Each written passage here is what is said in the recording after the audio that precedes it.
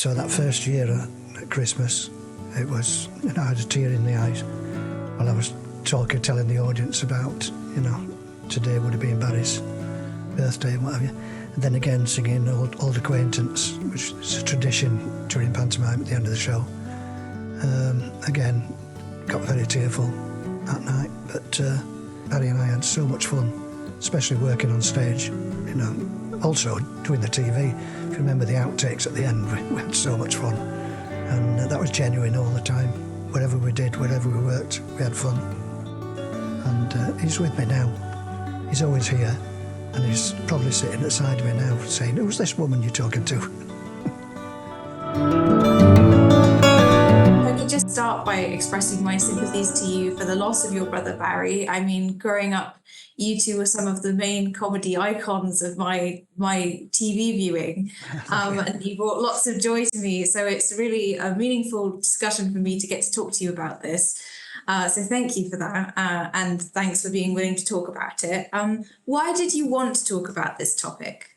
Well, it's a thing close to my heart. I've lost so many family and what have you over the years, and although it's always very sad when you lose someone, but as a report from Co-op Funeral Services Co-op Funeral Care show, the funeral itself doesn't have to be a sad occasion, It can be anything you want. Like we had Barry's funeral at Rotherham United's ground, New York Stadium, and all our showbiz friends and family and friends all in there. And although it was very sad, obviously, carrying him, his coffin in and stuff, it steadily got nicer through the day because it was light-hearted and everybody talked about their own stories, about, what they remember about Barry, the nicest memories and what have you, even bad memories, I suppose. But everybody was just chatting and everybody had such a good time, at his funeral, which is a great thing.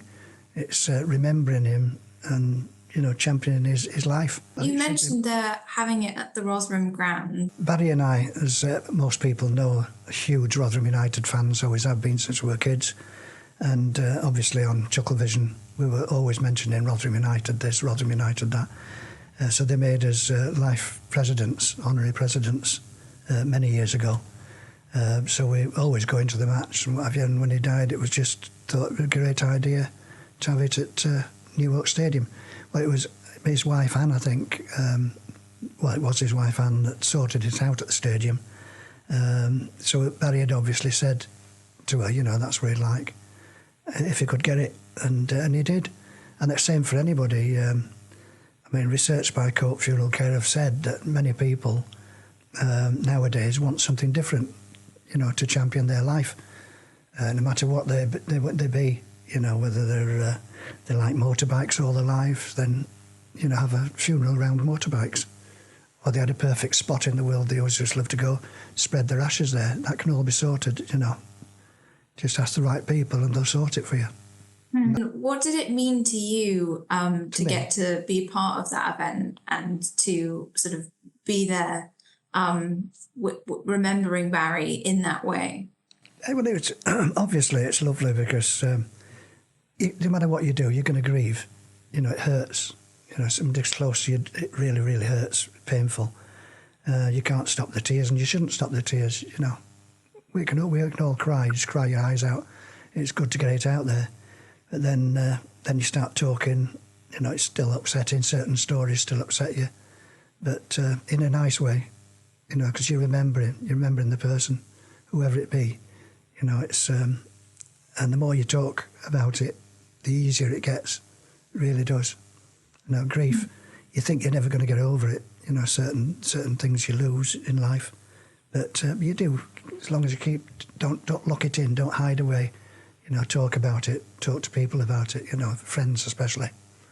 What has it been like to grieve your brother's loss with so many people always being aware of that and also being there with the grief as well? It was very hard at first, very hard. About the first year, I suppose, things had come up and you'd get upset again, especially Christmas Eve was always his birthday. And doing pantomime, I'd always get the audience to sing Happy Birthday to Barry on Christmas Eve.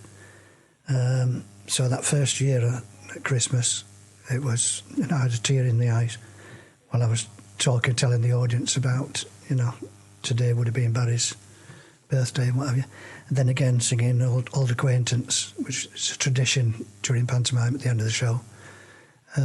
Again, got very tearful that night. But it goes. The pain does subside, does go, eventually. But the more you talk about it to people, talk about the person, not about your feelings, just talk about, fun you had. Barry and I had so much fun, especially working on stage, Also doing the TV. If you remember the outtakes at the end, we had so much fun. And that was genuine all the time. Whatever we did, wherever we worked, we had fun. And what does it mean to you when fans express their sympathies to you?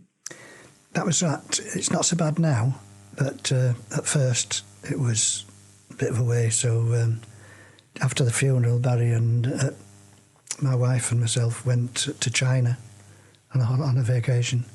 And it was good because out there wasn't one person that knew who I was. It doesn't go to China, Chuckle Brothers, unfortunately. But so nobody knew who I was, and nobody came up and said, sorry to hear about your brother and what have you. But it started as soon as I got back, obviously. People putting their arm around you and giving you a hug and stuff. And obviously you well up straight away. But that got better as time went on. And he's with me now. He's always here. And he's probably sitting at the side of me now saying, who's this woman you're talking to? Do you have any kind of traditions and things that you feel like you would like for your funeral? Yeah, I mean, it should be really something to celebrate your life. What you're ever into. Maybe a water sports or, cricket, football, whatever you're into, have it round that. And I've spoken to Court Funeral Care about it, and they said they can arrange almost anything. They pull the strings on when you want to go to the moon. They won't take your ashes up there, but, apart from that, they're probably almost anything, they'll sort for you. And, friends of mine, they're all the same, they're all the same feeling. They want something different. It's their day, they're the star of the show, and they want what they want, which I think is a great idea, really good. It's a really lovely idea. I've told the missus, I want everybody to be dressed up to going out to a club, go clubbing, and I want the funeral done in a nightclub, and the DJ will have a mask on of me, so it looks like me playing a set up there, and everybody have a good time. And I think that's what most funerals will be like, and probably it'll be filmed and put on TikTok and Instagram and X. It'll all be on there. So there you go. The social media will take part in my funeral. Yeah, it's a crazy thought, but sort of quite quite nice as well. Sort of like everyone getting to share in the celebration, which is what it is about. Yeah. As I said, I'll be the star of the show. It's my day, so everybody enjoy themselves. Virgin Radio.